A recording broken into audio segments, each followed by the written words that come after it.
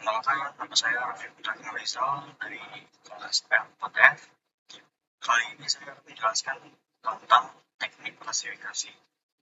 Oke, pertama-tama kita sudah memiliki data ini ya. Kita sudah membuat dari situs BPS.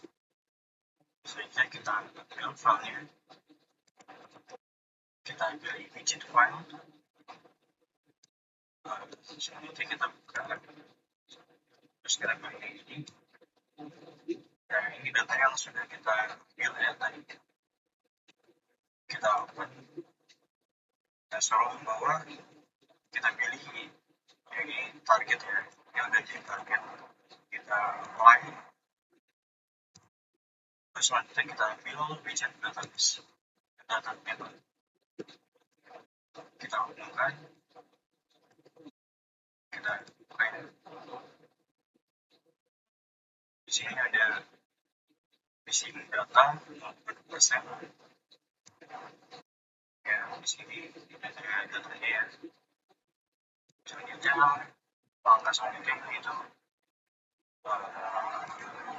bagaimana datanya ini tidak menjadi missing ya. Kita ambil widget preview ya, preview proses. Kita pilih ini. Terus kita buka file ke proses. Kita buka. Dari sini kita memilih kondisi values.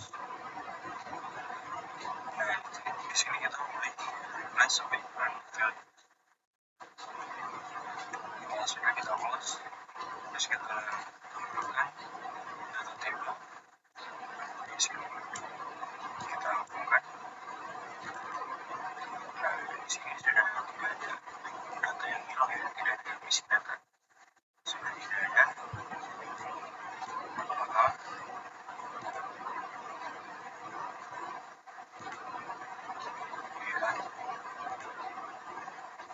selanjutnya kita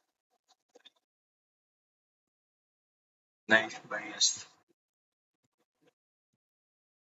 Oke, kita buka di sini.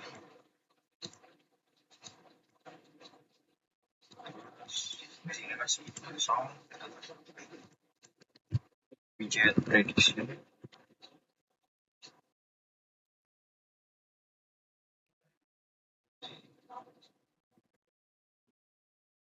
Kosong kita prediksinya kita temukan dan kali ini bukan ke prediksi.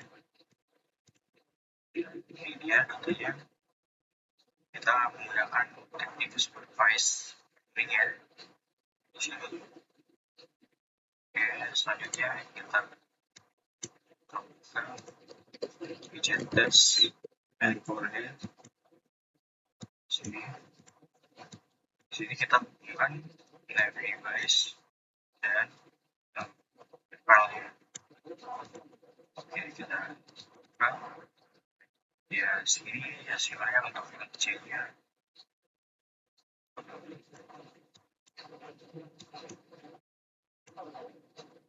C-nya 0,98 ya. Cukup tinggi. Oke, sekian dari saya. Wassalamualaikum warahmatullahi wabarakatuh. Perkenalkan, nama saya Hanoto Susilo dari kelas R4F. Nah, di sini saya dari kelompok 1 ingin melakukan tugas besar untuk sini bagian saya adalah untuk membuat prediksi dari untuk melakukan prediksi data gitu. Nah, di sini kita langsung aja ke aplikasi. Di sini aplikasi Orange. Nah, terus kita langsung cari datanya. Kalau misalkan datanya nggak ada, kita bisa cari di browse atau di inian kita di dokumen kita cari aja nih. Kita pertama-tama kita cari dulu datanya. Nah, di sini ada namanya data kelulusan mahasiswa. Kita open. Nah, ini kita jadiin target nih si status kelulusannya karena kita pengen tahu dari status kelulusannya. Kita jadiin target. Ini udah kita play ya. Jadi kalau misalkan ini belum, ini kita ubah aja. Misalkan datanya feature. Nah, ini kita ubah jadi target, kita play, kita silang. Kemudian ini kita masukin data table buat mengetahui datanya. Nah, di sini udah ketahuan nih ada datanya. Di sini ada status kelulusan, ada nama, terus ada jenis kelamin, status mahasiswa, Terus apa lagi nih? Ya, di sini ada beberapa hal lain. Nah, di sini ternyata ada beberapa data yang hilang nih. Nah, ini ada data yang hilang. Nah, gimana sih cara untuk biar datanya nggak hilang? Nah, di sini kita perlu ngelakuin pre-process data. Nah, di sini pertama-tama kita cari pre-process. Nah, karena di sini ada data yang hilang, ini anggap nggak ada dulu ya. Nah, pertama-tama karena ada data yang hilang, sini kita input dulu, input missing values. Nah, di sini ya ternyata, nah kita pengen cari replace with random value. Kita isi data yang hilang tadi pakai data random gitu kan. Nah, kita udah pilih, jangan lupa kita pencet proses. Nah, di sini nanti bakal ketahuan datanya udah diisi. Tadi contohnya ini IP8, yang 20 ini udah diisi jadi, oh nggak ada ya. Sabar, coba kita cari, masukin data table. Kita lihat data yang 20 di IP8, belum diinput pakai ini ya.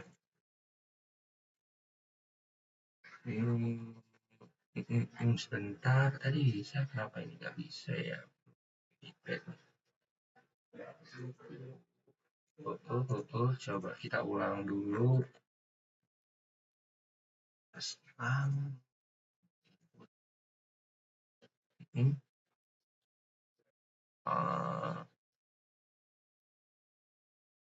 nah di sini udah diisi, no ada datanya tadi sedikit error jadi mungkin kita ulang dulu. Coba kita masukin aja data table. Kita bisa lihat perbedaannya di sini. Data yang tadi hilang ini udah diisi dengan apa ya, random value atau nomor, udah diisi sama nomor lah. Nah di sini kan datanya kosong nih, ini data yang belum diproses. Mana sih? Ini data yang belum diproses, ini kan, no hilang. Sini nggak ada. Nah ini sedangkan ini yang sudah diproses. Nah coba kita kasih nama dulu aja biar gampang. Sudah proses sebelum proses. Nah, ini kita singkat ya. Ini yang belum diproses, ini yang sudah diproses. Nah, di sini karena kita pengen buat prediksi, di sini kita pakai select column dulu. Nah, jika kita pengen ada data yang nggak dimasukin atau data yang pengen kita nggak include buat dicari, nah ini kita bisa pindahin ke sini. Contoh, nah cuman di sini kita nggak usah, kita masukin lagi. Habis itu di sini kita pengen coba cari prediksinya. Pertama-tama kita cari dulu ini aja kayak naive Bayes. Nah, ini kita clear all dulu. Ini jangan lupa ini kita ubah proses data sama data. Ini yang udah diproses datanya. Terus kita cari lagi pakai KNN. Sama, lakuin hal yang sama lagi. Terus lakuin ke tree juga. Kita pakai yang banyak aja deh biar kita tahu perbandingan dari satu model dengan model yang lain.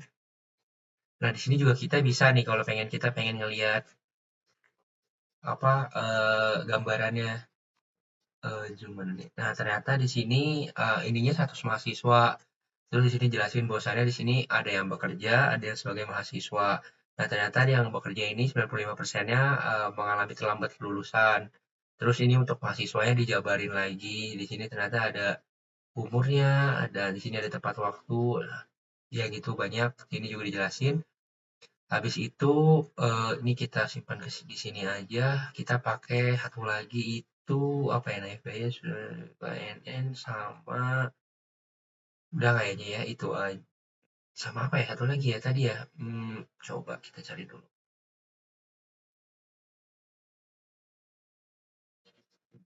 Udahlah ini aja. Nah, oh ya NVM, sorry NVM.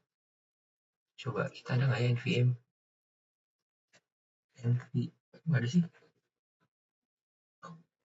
Nah, SVM, sorry SVM kita ubah juga ke sini. Sorry kalau. Nah, terus kita pengen ngelakuin prediksi. Jangan lupa kita iniin prediksinya ke sini, ini ke sini, ini ke sini. Nah, ternyata pas kita buka kok nggak ada. Kenapa nggak ada? Karena ini belum kita sambungin dengan data yang sudah diprosesnya. Jangan lupa ini kita sambungin. Sabar, nge-lag nih.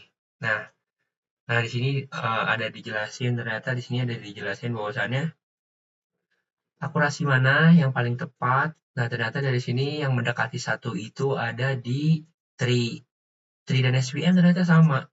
Nah, di sini berarti kedua hal ini ya yang paling akurasinya paling bagus lah, karena kenapa? Karena ini mendekati angka satu gitu.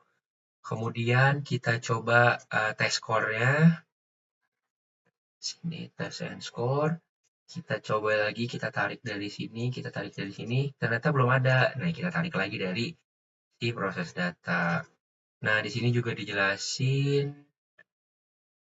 untuk tes score-nya. Di sini yang mendekati angka satu itu ternyata ada di SVM.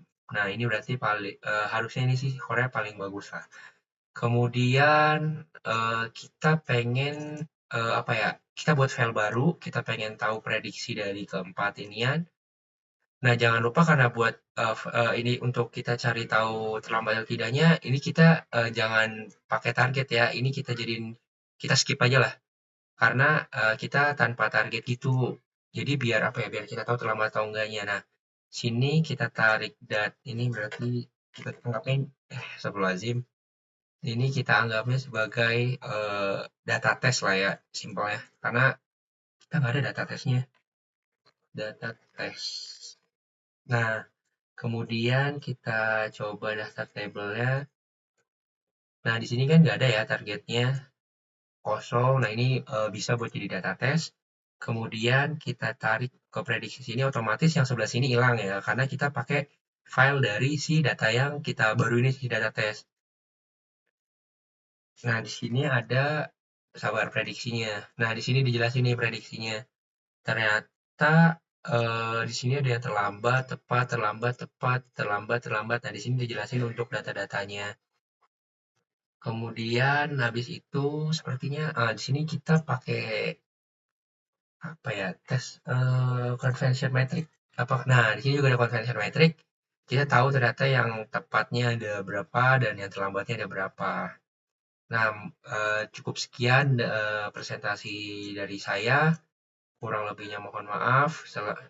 Selanjutnya akan dijelaskan oleh teman saya. Terima kasih. Nah, selanjutnya itu akan membahas data klasterisasi ya teman-teman. Klasterisasi itu adalah data yang digunakan untuk mengelompokkan data dengan karakteristik yang sama. Tapi data yang digunakan ini tidak ada target ya teman-teman. Pertama kita masukkan dulu input filenya. Kemudian kita lanjutkan dengan data table. Nah, di sini tuh bisa dilihat sendiri data tablenya.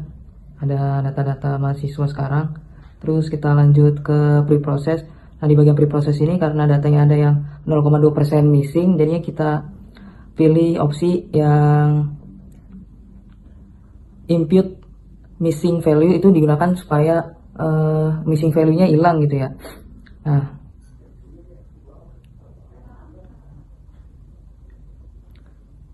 selanjutnya habis dari pre-process bisa dilihat dari video yang ada di bawah ini. Terus kita masukkan lagi ke data tabelnya. Nah, dari missing value itu bisa kita lihat setelah di input datanya itu akan muncul jadi no missing data lagi gitu.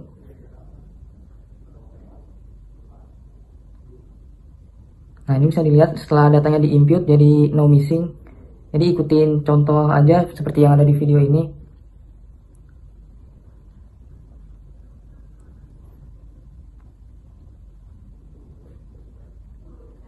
Terus selanjutnya kita perlu widget key means.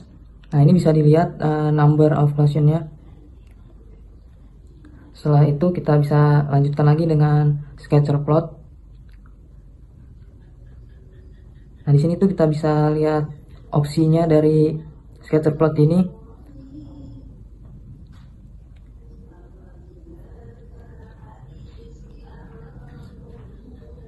Nah, di sini ada opsi color, shape, sama size, sama label. Ini terserah kalian aja, kalian pilih mau gimana size, color, shape-nya.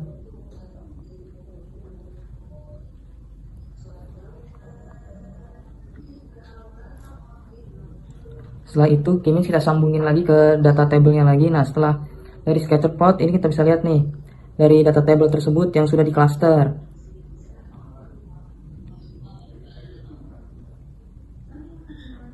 dari klaster datanya akan muncul.